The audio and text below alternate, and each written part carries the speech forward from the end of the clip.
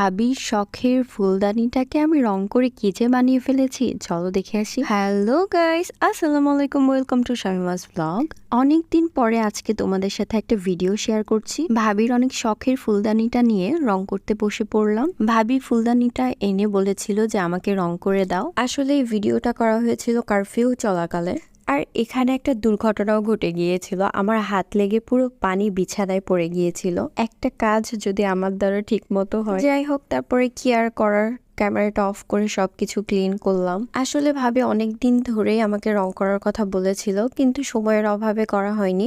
যেহেতু এখন কারফিউ চলছে, এজন্য ভাবলাম যে ভাবির এই কাজটা আমি করে দিই। তখন তো একদম ইন্টারনেট বন্ধ ছিল, বোরিং একটা সময় কাটছিল সবার। যাই হোক, তারপরে তো ভাবি বলল যে লাল কালারটা ফুটতেছে না, তুমি হলুদ কালারটা দাও। তো এই জন্য আমি ফার্স্টে সাদা কালারটা অ্যাপ্লাই করে নিচ্ছি, যেন এই কালারটা একদম দেখা না যায়। তারপর আমি